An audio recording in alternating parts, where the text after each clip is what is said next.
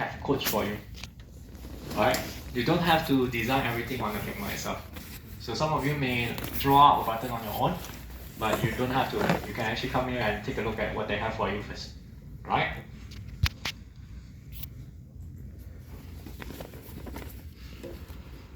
So adding an up button. Last week we did talk about the up button and the back button.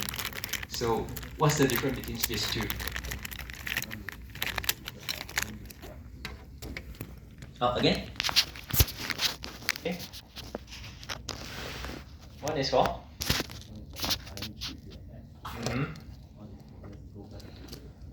Okay, so the up button and the back button actually have similar traits, right? Okay, but the difference is the up button is only for within the app itself. So the back button actually allows you to exit the apps. Okay, recall? So now, coming back to here, right, adding an up button, this actually helps users to find their way back to the app's main screen, right? But we must have a child activity, right, that is declared in the parents for our manifest file. If we do not have this, then it won't be able to go back to the main screen. Okay, take note now, we are talking about main screen here. We are not talking about main page. Alright.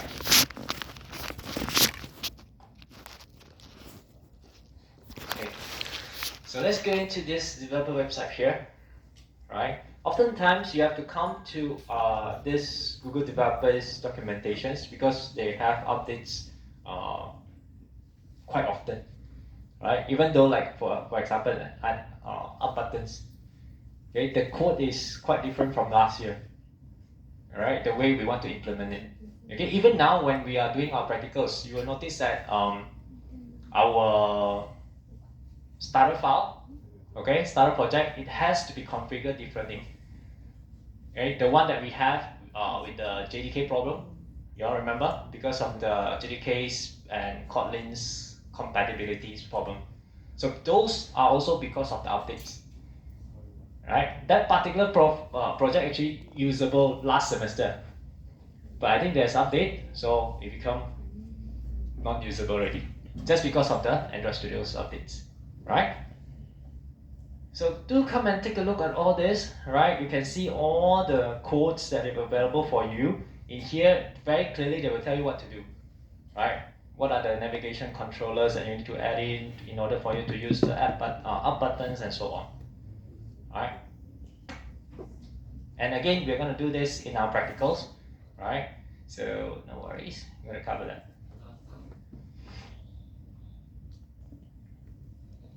Okay. So when it comes to low-level activities, okay, low-level activities mean that some activities that is not heavy in terms of computationals, right? Just a simple activities. Okay, you can actually add up add buttons for it. This is just a good example, and you can see here we put in the parent activity metadata that we need. Okay, so this is actually indicating where is our parent.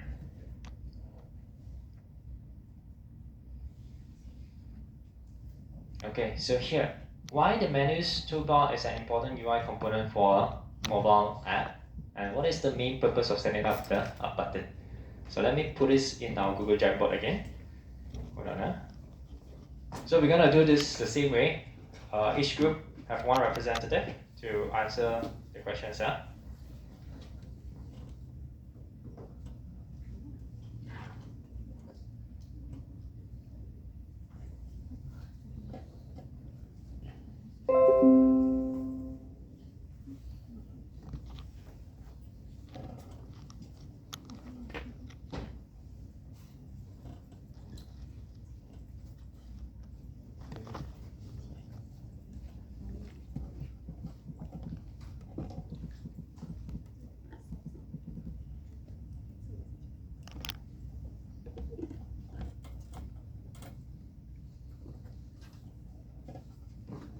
Okay, so you have 5 minutes to actually answer this one.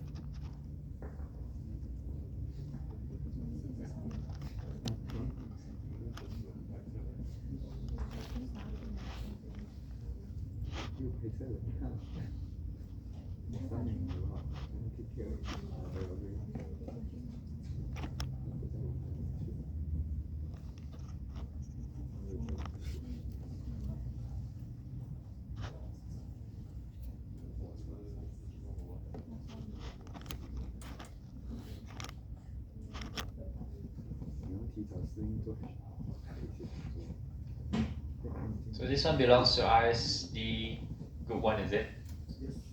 I put here, put together. So this one, RT.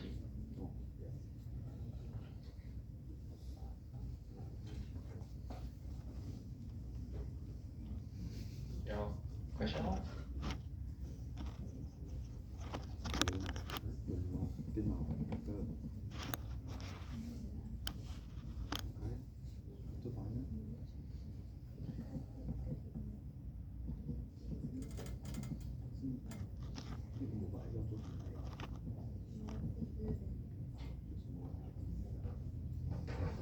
This one is under RSW, is it?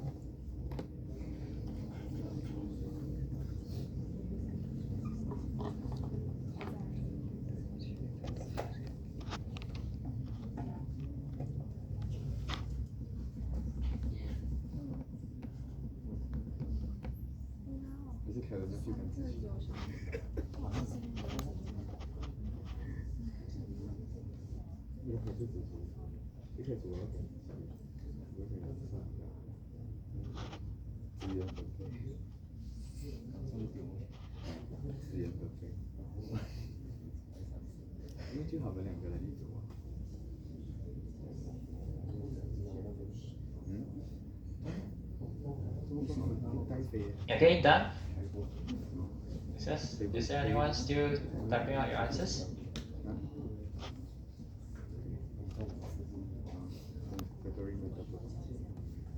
Alright, there's one more.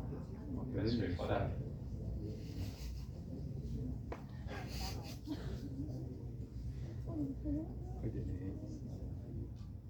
Let me do it for you.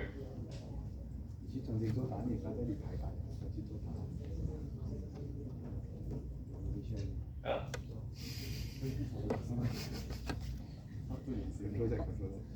You want to delete that one? Okay, never mind. Right, so let's look at this one here. The first question itself, why the menus toolbar is an important UI component for a mobile app? So when it comes to the menus, if we recall back just now, we have three important points that we need to consider when we use our menus, right?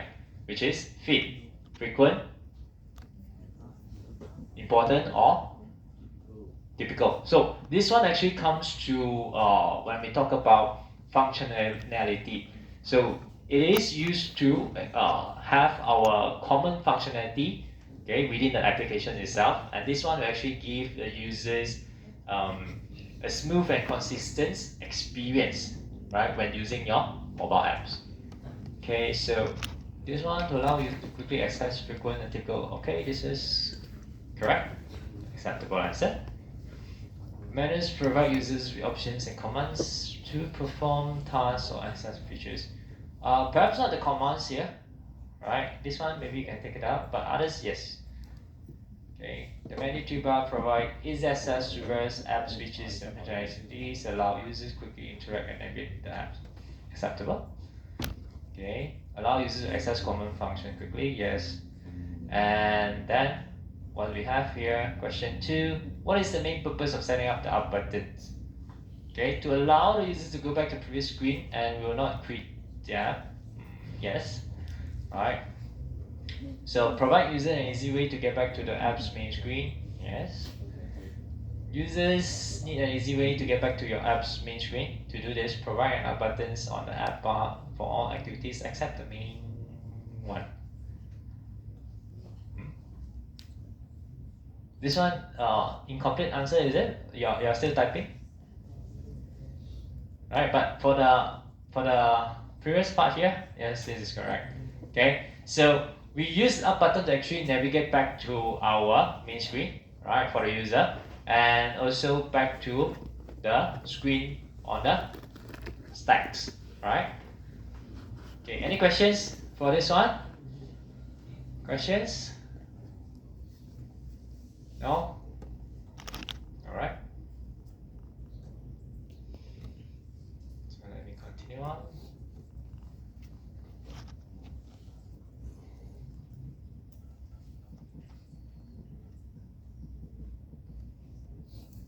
Okay. So we'll move into tools, snack bars, and notifications, right? So tools. Okay, have you all actually used tools already in your practicals? No? No? I see some of the students from my practical, they say no, huh? Yes, we did. We already used this in our practical classes, right? Okay, so tools is actually a simple feedback, okay, on operations within a small pop-up. Okay, this one is only fills the amount of space requires for the message. So we don't actually put a very long message in your tools, right? You have to make it simple. And this one, it depends on the length that you want to show, right? You can show long or length with short or long. But also, even if you put a longer length, it won't appear there and like 1 or 2 minutes now. It's just slightly longer than the short ones. Okay. So here, You can also look at some of the code example for toast, but toast itself is actually quite easy to make, right? You just need to call toast, right? Import the toast, okay? Then you call make text. So here, application context here is you want to pass in the current context into this make text here. Means that if let's say you're calling it from that particular activity, then you have to pass in this, right? But if you are in fragment, then you have to use context, right? Different, huh? If you are in fragment, you have to use the word context, then you will pass in the context. If you are in activity calling toast, then you have to pass in this THIS. THIS means it representing the current activity context, right? Then of course, you pass in the text, right? Then you specify whether you want it to be long or short, right? But this one you have to add toast at the front and then call it length, short or long, right? And at the end, you must always have dot show. This is how you create your toast. Now let's take a look at snack bar. Okay, so what do we want to use snack bar for? It's not for your snack, huh? Okay, when it comes to snack bar, you have to always think of something that you want it to have action added. Okay, it's very similar to toast, but this one is with actions. So it display a brief message. Action can be added, okay, to this snack bar. Okay, the most common one that we see from your mobile apps are like if you delete emails, an item, it will ask you whether you want to undo or not. The example that you have seen on the screen. So when we create snack bar, it's very similar to toast, okay, but it's not having the make text. What we need to add in, we create a snack bar object, right, and then we call snack bar. Again, you have to import snack bar from here, dot make, and you have to find view by ID. Which one is the layout that you want to use, right? And then you want to pass in your string, okay, and at the end, again, you have to specify whether you want it to be short or long.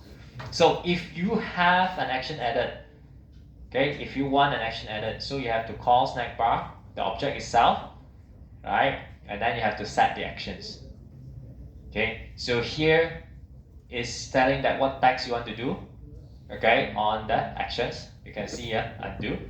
So when it comes to this one, then you call my undo listener. So this is actually a function, that you call, right? And then lastly, my snack.show. Okay, if let's say you don't want to show action here, right, you can just call this one without the actions. Okay, but let's think of this. If I'm not showing any action, should I use snack bar? Can also, right? Which one would be better? Toast or snack bar? If I just want to show a short message. Toast, right? Okay, so always use snack bar for actions. Okay, if you just want to show a quick message like say download complete or whatever, okay, just use toast, right? Because toast is much more easier to use. Okay, so notifications, right? A message displayed outside of your app's UI. Okay, so what is the purpose? We want to use notifications, right, to remind our users of the things that is happening in your application itself. If you are, say, a wallet's apps, then you want to remind them, okay, your wallet is running low. Then you use notifications, right? Or we want to use it as a combination from other people. So this one means what? In your messaging apps, right? There's new messages coming in. So you want to use notifications to actually notify your users, right? And also the last one, other timely information from your apps. Okay, so this is the concept that we want when it comes to notifications. You have to understand this because if there is a scenario, okay, asking you which one will be better between toast, snack bar, and notifications, right? So based on these purposes, then you have to decide which one is better. Okay, are you all able to do so?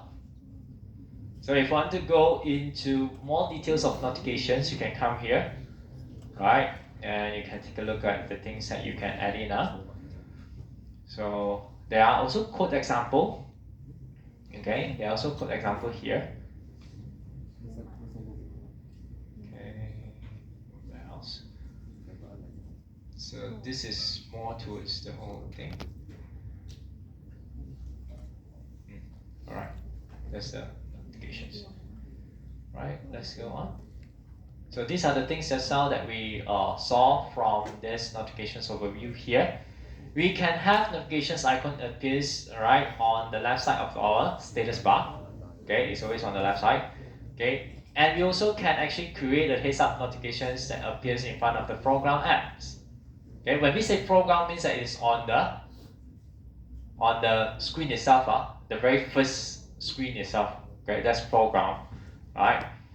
And then we also have notifications in such a way that it looks like a notification drawers. Right? You can also see, right, this notification here, there's action included. Okay, you can do the same thing. There's action included. Alright. Okay, so here, if you go into this one, okay, the previous one will actually tell you what is notifications is all about. And if you want to go into code, then you can click on the links that we have here. Right? It will tell you what are the libraries that you need. Okay. When it comes to this dependency, right, the core versions here. Okay, this one you can actually put it in your Gradle script for project level. Okay, you can use as extensions as well, but you have to make sure that it doesn't conflict, because sometimes these are the troublesome things that you need to find out on your own. How to make it compatible with your current versions. Right, you just need to check on the Google, what we call the Google Docs. It will actually tell you which one is more compatible, which version is compatible with which one. Okay, so these are the example. You can go through it, right? We shall do one example of notifications in our practical lab, right? So we'll do this perhaps when we are done with the navigation path. Then I see if I can actually include this in our the final part of the navigation path. Yeah. So questions. Question time. When the tools is small, when is the tools is more appropriate compared to notifications? And then secondly, the second questions will be among notifications and sidebar, which one should be used to perform the following task? So these are the scenarios that I mentioned just now. So try and answer this. We of course we have representative from each group, but if you wanted to try on your own and see whether your answer is correct or not, you can also try it and put it in the Google Jamboard, right? So let's put this in Google Jamboard, and again, you have 5 minutes to actually do this.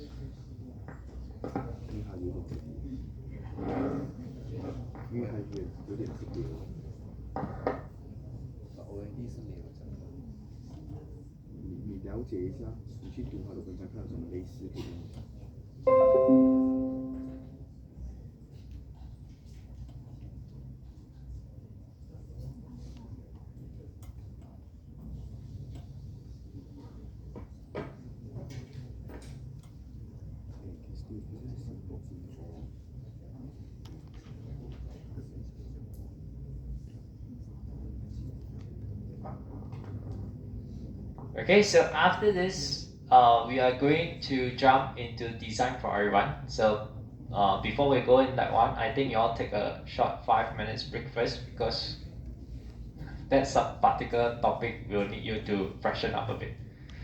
Right? So take this time to answer the questions, and you also can take a break, take 5 minute breaks off. We'll come back at 11 and we'll resume back on our topic itself.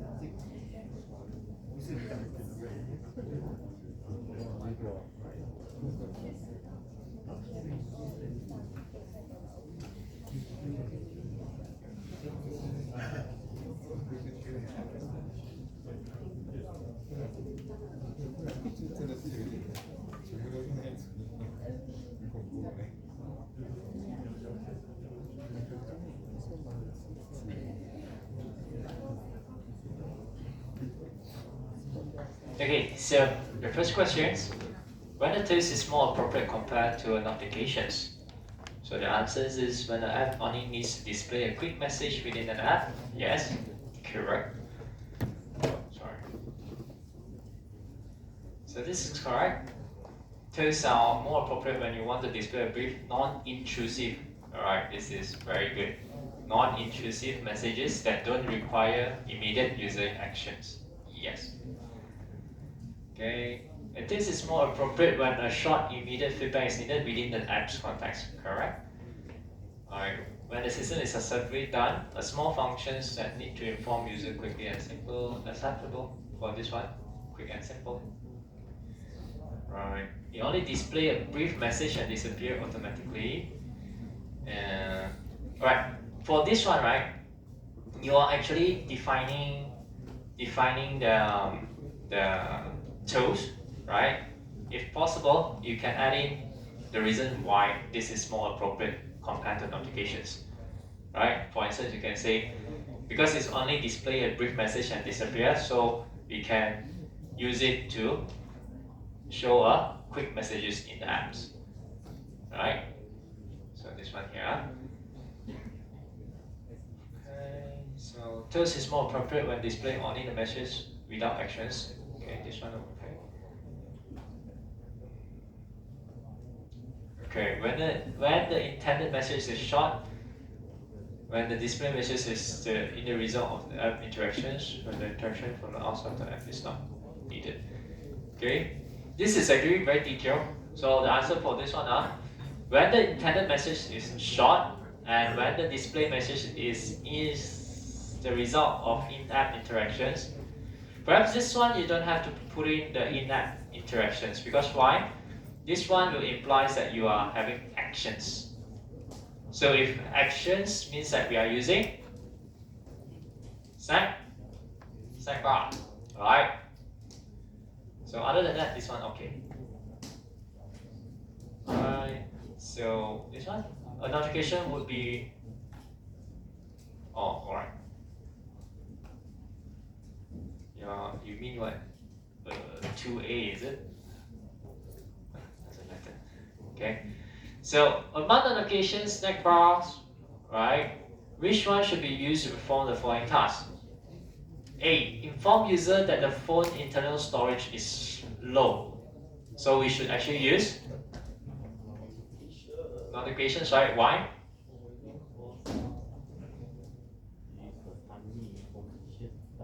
Right, there's two things. One, timely information. Another one, we require user to do something. Right, so that's why we need to have notifications.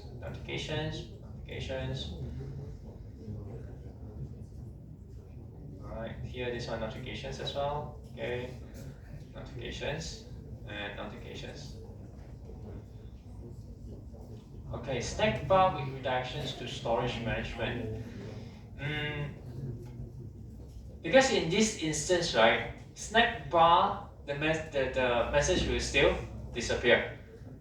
Alright, so when it comes to, we're talking about we need the user to do something immediately, or we want to remind them that their storage is low.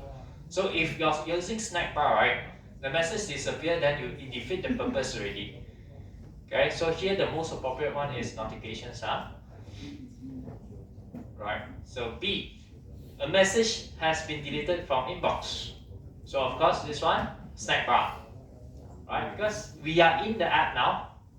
Okay, we are in the app now since you are deleting a message. Right, of course you can use a snack bar to actually have a undo actions. Snack bar. bar, stack bar, stack bar, and stack bar. Alright.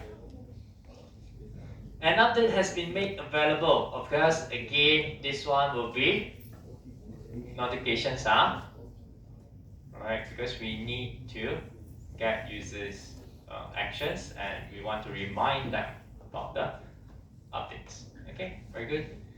So let's continue on. So now we will take a look at design for everyone. Okay, so why we want to have this topic here?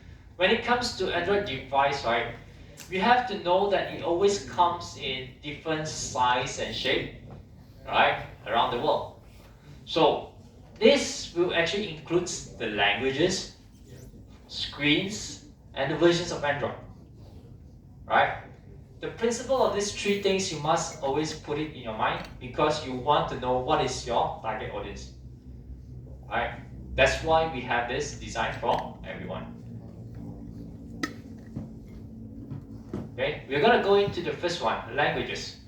So what are the techniques that we can actually use to make sure that we have different languages settings in our mobile applications? One, we can actually externalize our resources. Okay, then we can actually maintain our resources independently. Right? So here this is an example of course we include image, strings, layouts, and style as well. Okay, but when it comes to supporting different languages, how we actually do it?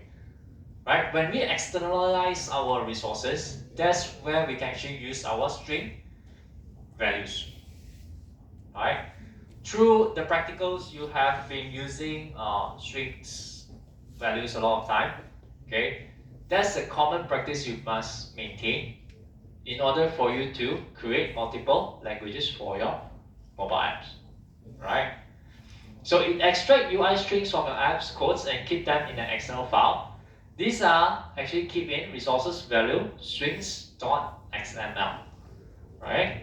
So far you only see one strings XML, right? Okay, let's move on. We'll see how we actually create a local.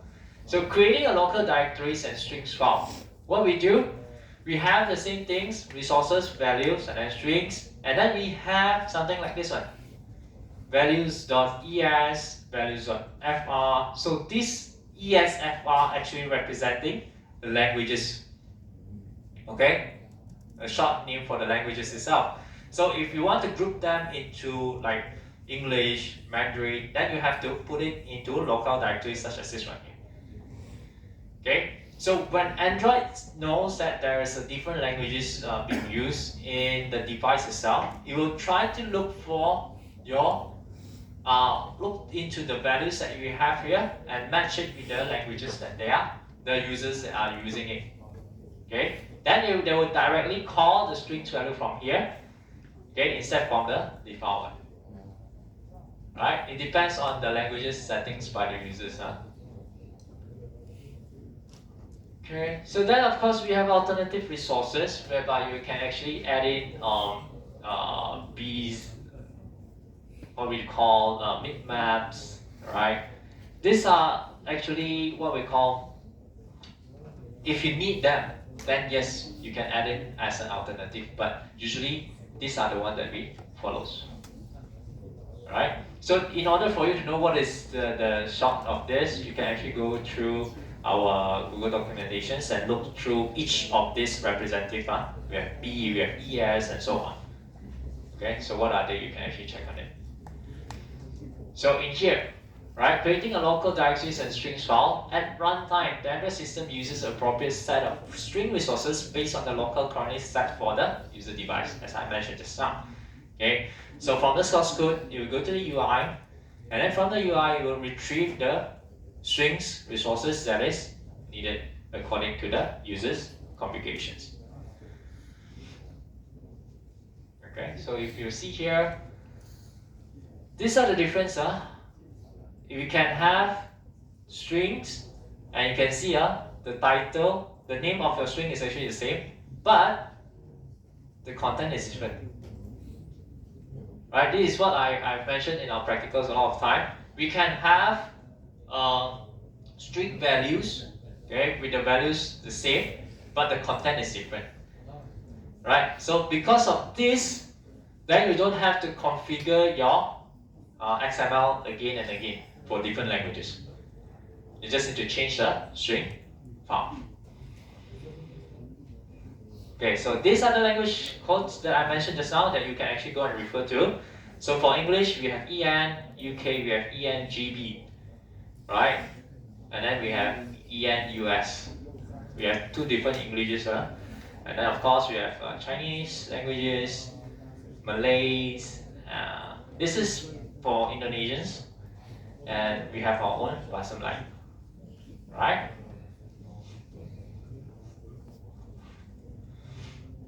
Okay, using the string resources, right? When we refer to a string resources with the syntax r.string, right? This is how we actually get it out. Okay, you can create a val hello. So this is a variable hello holding a string resources, and then we just get the string, okay, such as this one. This is very similar to like how you call the ID of your other resources. We can call r.id, we can call r.layout.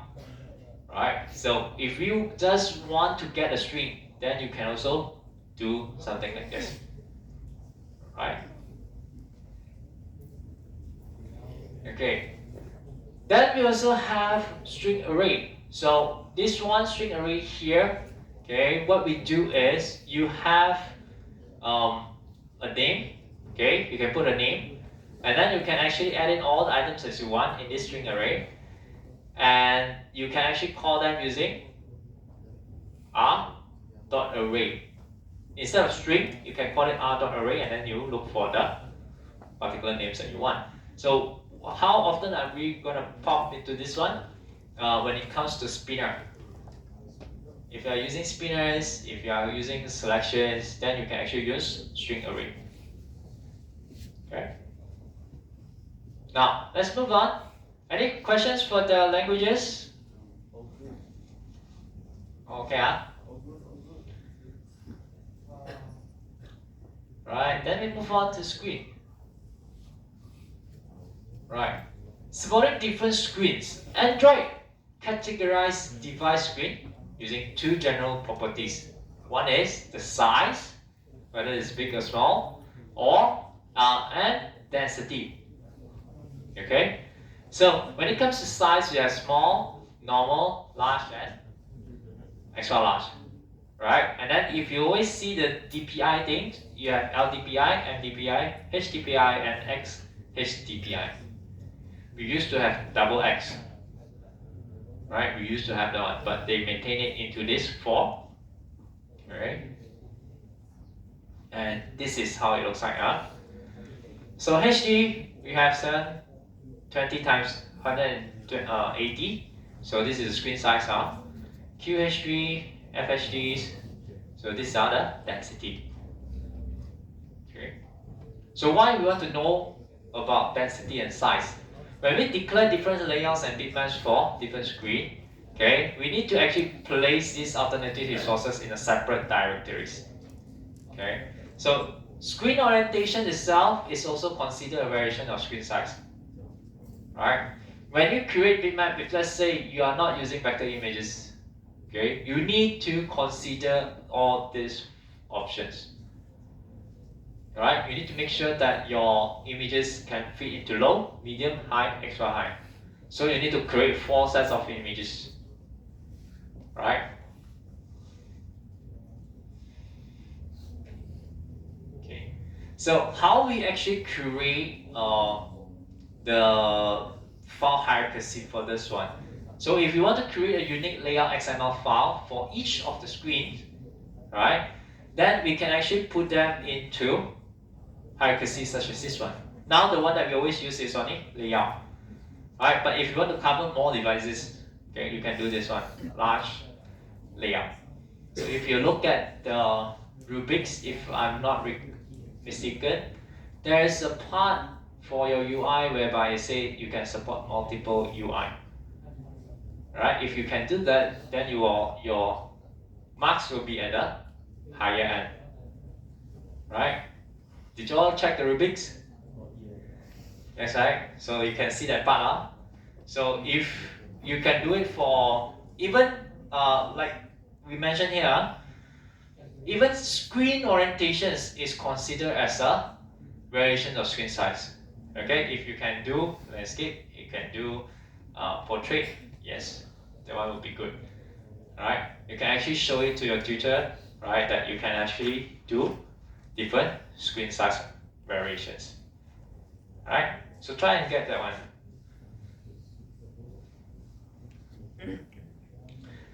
Okay, so the file, when it comes to different layouts, right, how do we actually refer it to?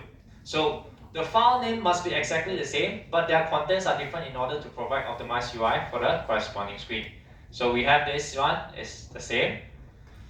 Right. Then what we do, the system actually loads the layout file from the appropriate layout directory based on the screen size, the orientations of the device which your apps is running. So you just need to name it as such. Okay. So layout by default this is portrait, and then if you put layout dash LAN, this will actually represent that it is a landscape. Right. But you can see the main file is actually the same. The name is all the same, right? Just that your folder is different, right? Okay, so this is your layout, and then this is your, this is in portrait, this is in landscape, right? Now, this one here, when we say cutouts, we often have a lot of problems when it comes to this one. What is cutouts? If you look at your Android mobile phones now, and you compare with your friend's one, there's always different when it comes to the front camera. Right? Nowadays, phone or devices actually try to make use of the full screen, right?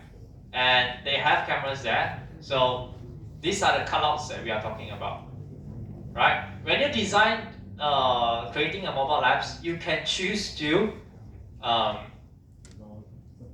bypass the cutouts, okay? Which means that if let's say you see this here, right? If you don't want the cutouts, it means that your apps is gonna start at the bottom here. Okay, but if you want to support the cutouts, then it will look nicer, of course. Okay, but you have to consider what are the things that you need to exclude when it comes to cutouts. If you put things in this area, then user cannot press with it, right?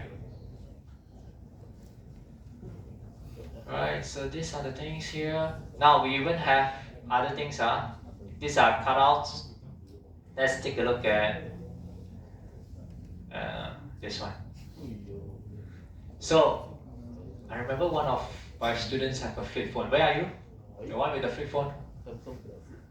Okay, so I mentioned this before. When it comes to flip phones, right? Of course, in the futures they will have more variations of such flip phone, right? And they will have more libraries to support this kind of devices.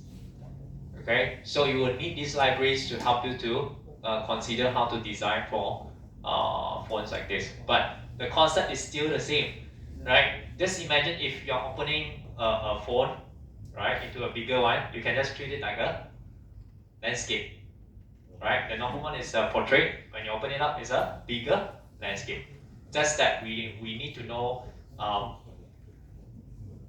when are they going to come up with the standards, right? Such as the one that you saw just now earlier, the four standard sizes, right? Then you can do a better preparations in terms of the layouts. Okay. Right. Before we go jump into that one now, so support display cutouts. It only available for Android 9 and above. Okay. So you can do default, short edges, and never. Never means that you're not gonna support cutouts. Okay. This one, I think in our practicals we didn't cover, but you can try this in your applications. Right. Just do a simple one using this one. Okay. In your style, you mentioned that your item name, okay, what it is, okay, and then whether you want to support how you want to support it. That's all. This one you can just do it in your styles. Okay.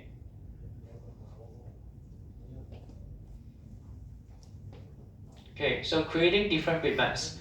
Provide alternate bitmap resources for good graphical quality and performance. So when it comes to, now these are the one that I told you about, XX HDPI and XXX HDPI. So what are the density? So this is the baseline, right? So if you have different kinds of bitmaps, you have to actually place them into different folders as well, but you have to put them in this order: drawable HDPI, X HDPI, and so on. Okay, so again, Android will actually see what is the phone's, the device screen's density. Then you will decide which folder to go in to actually retrieve your images. Alright, so the differences you see here, if you are using high resolutions on a low resolution device, then you'll get something like this, pixelated. Okay, or you have a low density image and you want to put it into a high density phone device, then you will have distorted images as well. It's not good, right? So that's why we will try to create this kind of folders here to actually accommodate all the densities that you have for the devices. Okay, so let's go to the last one. It will be your versions of Androids. Okay, so from the very beginning, when we started our practicals, okay, I've mentioned this before, we always specify the minimum and the target APIs. Okay, so when it comes to minimum SDK versions, it is the lowest API level which your app is compatible to. Right? If you are setting 14, if my phone only 13, can I use your app? No, right? Okay. Then target SDK versions. This is the highest API level against which you are designed and tested your apps on. Okay, so normally target SDK versions will go to the latest one. Okay, so how to actually specify the minimum and target APIs level? We can actually do this in our Gradle files, right? If you go into your Androids, okay, you can see this, Your Gradle files will show what is the minimum SDK, what is the target version SDK, and we also have one compiled SDK versions. Okay, the compiled SDK versions have to be the same as the target SDK versions.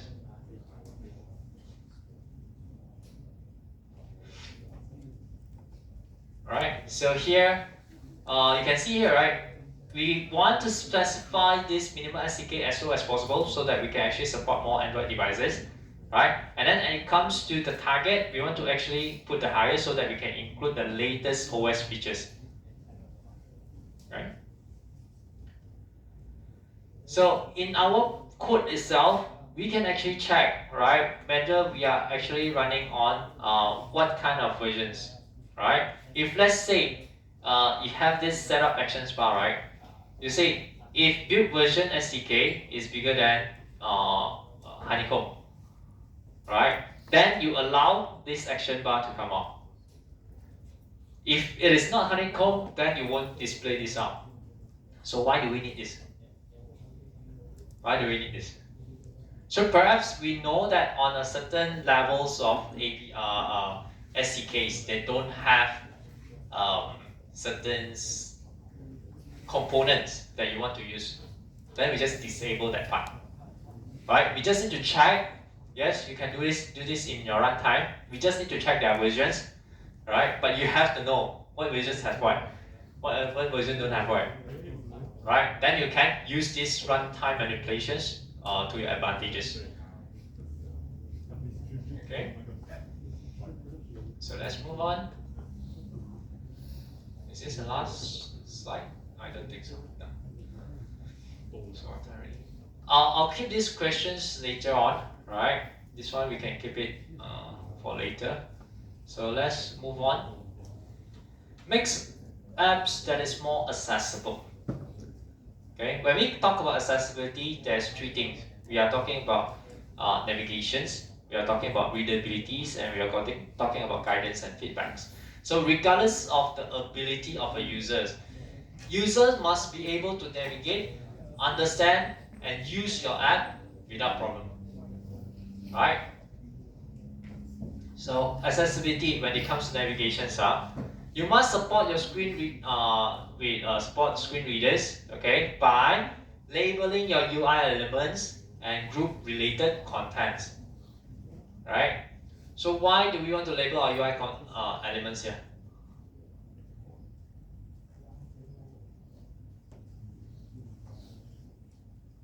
Why? And then do you see this one? So anyone still remember content descriptions? What is this for? What is this for? To describe, right? So if we have this, then we are actually supporting screen readers. So screen readers are for the people that have impaired visions. Okay? So if they cannot see your apps, they will use your apps through the screen readers. So if you have all these screen readers and also content descriptions, then you will actually help them a lot. Okay? Then if we look at this one, right? Create an easy to follow navigations, right? We always do easy to follow navigations. We don't do like hierarchy after hierarchy. So this one will be very difficult for users to navigate back, right? Try to always create a flat navigation structures, right? I know most of you are trying to prepare for the navigation structures, okay? It's not a must to always go to flat, but try to keep it within 2 to 3 levels, that's all. Right? Don't go to like second level, third level, fourth level, fifth level. Okay? Then you will have problem navigating back for the users themselves. Right? Then let's take a look at this one. Right? When we talk about navigations, we also talk about touch targets.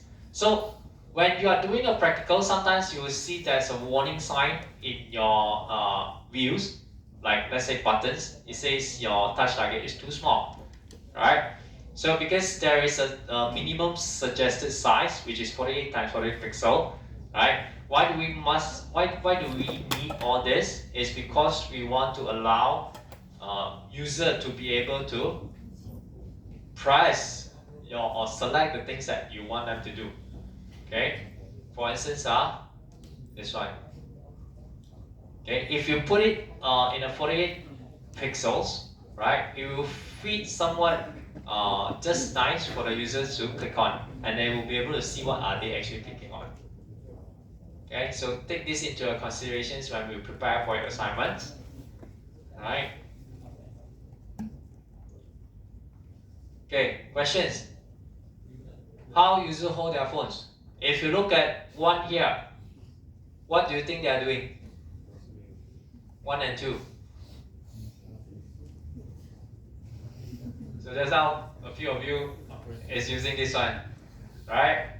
Okay, what are you doing there? Okay, you are actually scrolling, right? So all this, we can say like contents that you can actually keep scrolling on, right? Lists of views and so on. Okay, how about 3 and 4? If you see here, right, the red area here means that you cannot reach it. When the user is using this gesture or these positions holding their phones, these are the area that they cannot reach through. Okay, so now those who are scrolling, you try to take out a phone on the apps that you are scrolling just now, and you take a look if at the top, at this corner, is there any action available here? You take a look. Is there any important actions there? Not really, right? Right, because this one is the things that we consider. If we are creating contents like the scrolling one, then we don't put actions over there, right? Or at the bottom here, very rare. Okay. Then now let's talk back at our 3 and 4. If you see this 3 and 4, right? If the user is in this gesture, this area will be less reachable, right? But still can, but it's just less reachable. What do you think this one would be? These two here. playing games, right? Some more? Some more? Shopping, right? So anyone actually use two hands playing your phone?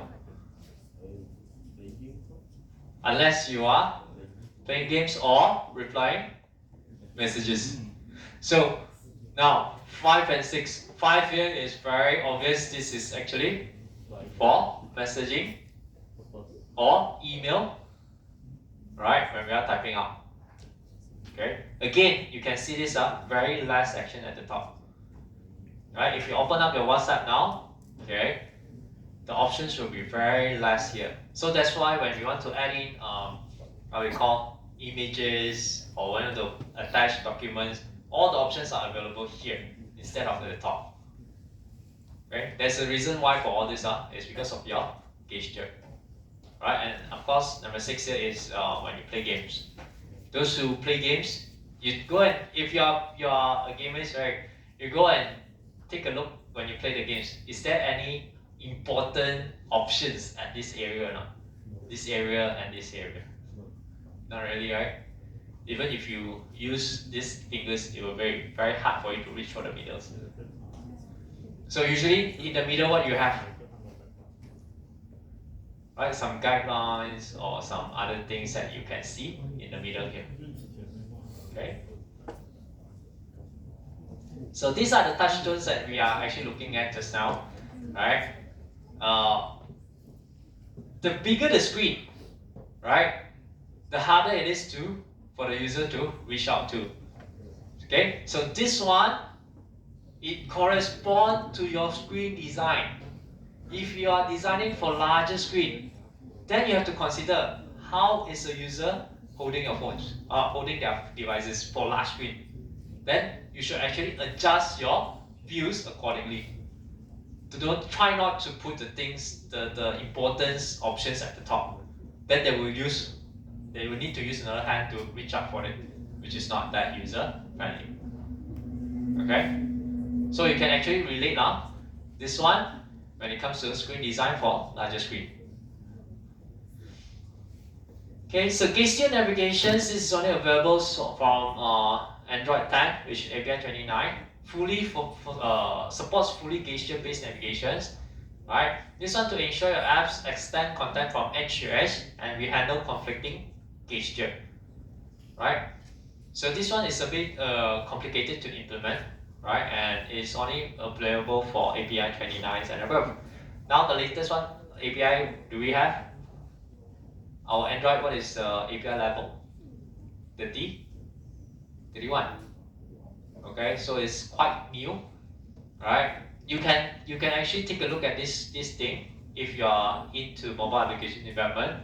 But currently, we still don't have much phone that is actually using fully gesture-based navigation, right? So what is fully gesture navigation? You can see there is a small, what we call this, touch bar, right? We will use this as a navigation. You can use a gesture to do some commands, right? Some others like 3-finger swipe or 2-finger swipe, pinch. Those are all gesture navigations. Okay. So any problem with this one? Okay. So accessibility, yeah. So it comes to readability part, right? We want to make sure that we provide adequate color contrast, right? This one, your Android Studio will also give you warning. If it finds that the color contrast is not good enough, it will give you a warning. Then you have to look at it, what colors contrast that you need to adjust, right?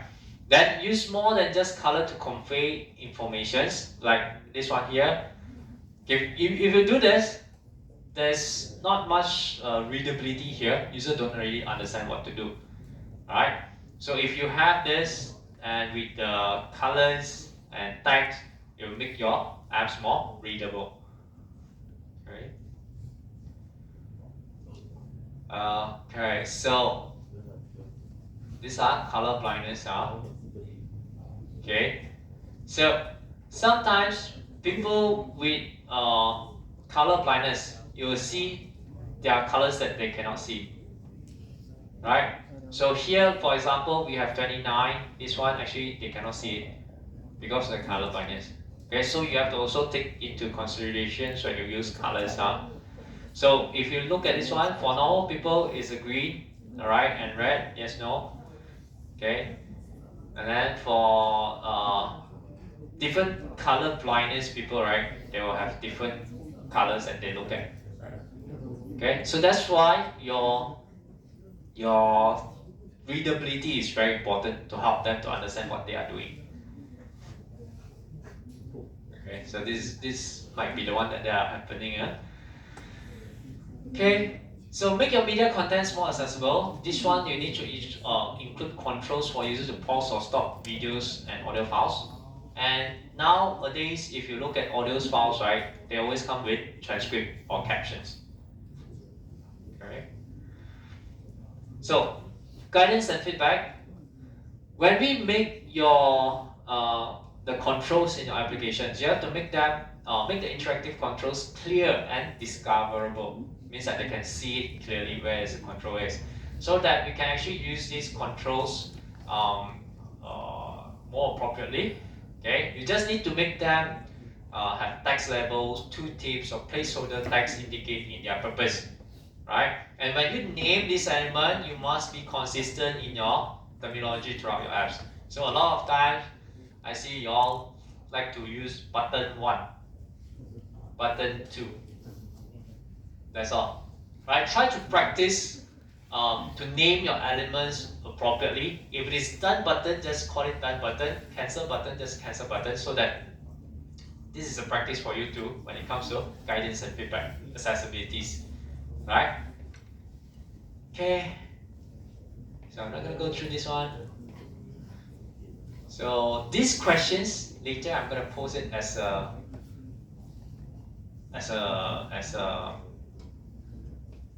I don't call it a quiz up. You can answer that, right? Just to see how's your understanding about it.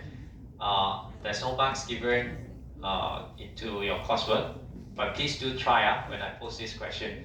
Okay, so that's it for today. Any questions from the top? Any questions? Okay. All right. So if there's no questions, then we shall end our class here. All right. I'll see you all next week. Okay, for the Friday classes, practicals, on the 11th of August, I think you all have the circular already, right? There won't be any classes on 11th of August. So those having practicals on that day have to find replacement. But that one, we can do online. Yeah, we can do online for that particular day.